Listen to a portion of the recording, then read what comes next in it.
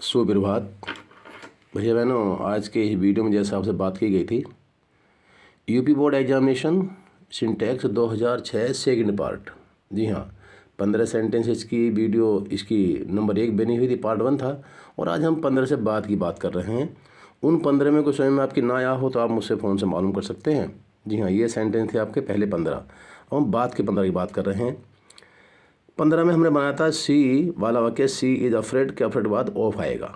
जी हाँ, अफ्रेड के बाद ऑफ आया था। देखते हैं आगे। Good news are always welcome. भैया हिंदी में कहते हैं समाचार आ रहे हैं, लेकिन इंग्लिश में कहते हैं ना न्यूज़ आ रही है, अर्थात न्यूज़ का बहुवचन नहीं बनता। ये जो वर्ब है ना, ये इज हो जाएगी। गुड न्यूज़ इज, कहीं न्यूज़ का एस मत हटा दियो भैया, न्यूज़ तो समाचार है ना। यहाँ पर is always welcome. He is more senior. देखिए सीनियर के पहले मोर नहीं आएगा, एक तो नंबर इसे यहाँ से आप हटाइए।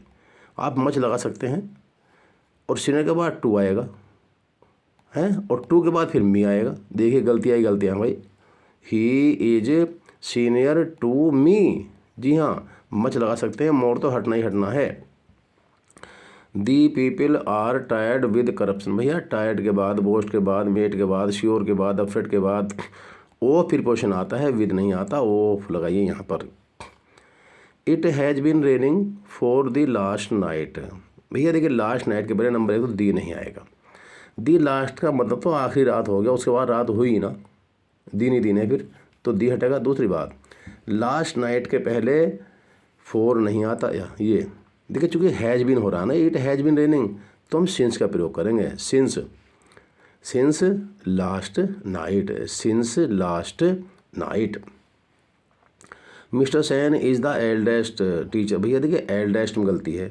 एल्डेस्ट और ओल्डेस्ट आप जानते होंगे ना, सगे जो संबंधी होते हैं, एक ही परिवार के सदस्य होते हैं, माता पिता भाई बहन पति और पत्नी में तो आता है ओल्डेस्ट, और बाकी सब में आता है उनमें आता है एल्डेस्ट, और बाकी सब में आता है ओल्डेस्ट, तो हम यहाँ ओल्डेस्ट करेंगे जी। नेदर दे नोर मोहन। भैया जब भी दो सब्जेक्ट नेदर नोर से जुड़ रहे हों, आइदर और से जुड़ रहे हों, तो वर्ब आती है ना, ये बाद वाले सब्जेक्ट के अकॉर्डिंग आएगी। मोहन तो सिंगुलर नंबर है, इसलिए यहाँ पर वर नहीं वाज आएगा। क्या आएगा? वाज। बाकी सेंटेंस सही है।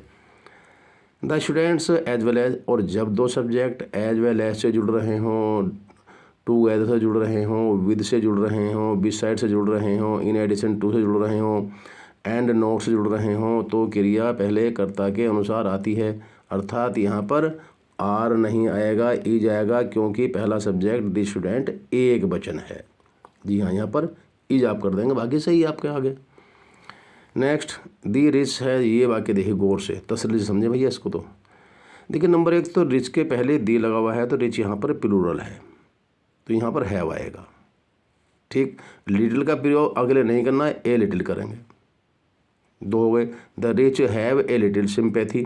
अब भैया सिंपैथी के साथ में दो प्रीपोजिशन आते हैं। अगर सिंपैथी का प्रयोग वर्ब के रूप में किया गया है तो यहाँ पर विद आता है ये, और इसका प्रयोग नाउन के रूप में किया गया है तो फिर यहाँ पर फोर आता है। अब यहाँ पर ये सिंपैथी हैज एक मुख्य क्रिया है, यहाँ पर हैव हो गया है, तो हैव का मतलब जो चीज़ रखी जा रही है वो ऑब्जेक्ट है, अर्थात वो नाउन है, वह नाउन है। तो यहाँ पर ये ए लिटिल सिंपैथी नाउन है, तो यहाँ पर ये फोर आएगा, विद नहीं आएगा।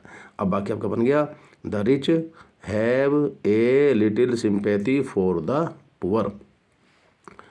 His computer is smaller then of his friend. देखिए तुलना दोनों मित्रों की नहीं हो रही, उनके कंप्यूटर्स की हो रही है।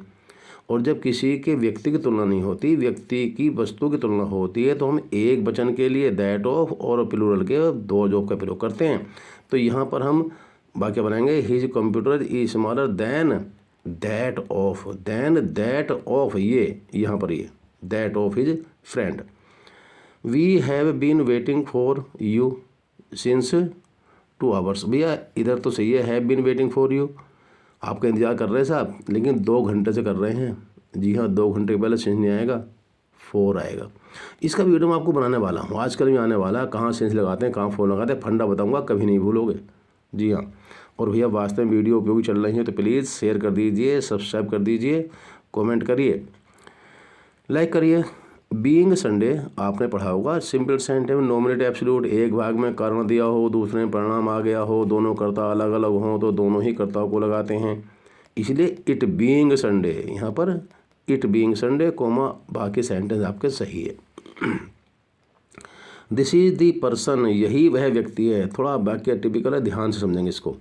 दिस इज दी पर्सन, यही व्यक्ति है। होम, जिसको ही थॉट, उसने सोचा, वाज डेड, मर गया। अब मैं आपको फंडा बता रहा हूँ भाई, इसमें देखिए एक ही तो वर्ब थॉट आई है और एक ही वर्ब वाज आई है नहीं, देखो। और भाई इस थॉट के लिए सब्जेक्ट तो ही आ गया, लेकिन इस वाज का सब्जेक्ट कहाँ गया? क्यों भाई? तो इस वाज का सब्जेक्ट ये है ना, the person home, the person home वाला। तो होम सब्जेक्ट बन नहीं सकता भैया, सब्जेक्ट तो हु बनेगा ना। इसलिए यहाँ पर इस होम का हु हो जाएगा, क्योंकि ये जो व्यक्ति है ना, ये व्यक्ति जिसके लिए हु आएगा, यही व्यक्ति तो मर गया।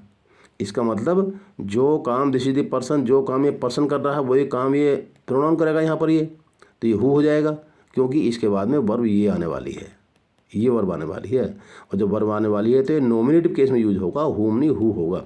काफ़ी भारी वाक्य है भैया, इतना आसान नहीं है ये वाला। जी हाँ, समझ में आ गया होगा ना।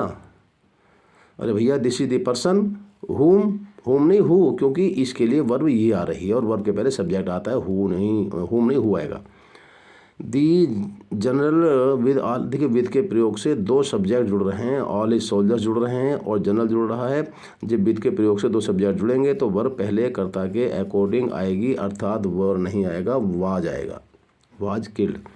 अंतिम sentence, this is one of the, one of the का जब प्रयोग करते हैं तो नाउन बहुवचन का लगाते हैं, यहाँ पेपर्स हो जाएगा। और जब पेपर यहाँ पर होगा तो यहाँ पर हैव हो जाएगा। जी हाँ, यहाँ भी हैव आपका होगा, क्योंकि ये दैट भी बहुवचन हो गया। वीडियो आपके उपयोग की रही होगी। बहुत बहुत शुभकामनाएं। ईश्वर करे आपके 100 में 100 मार्क्स अंग्रेजी में आए। Thank you very much.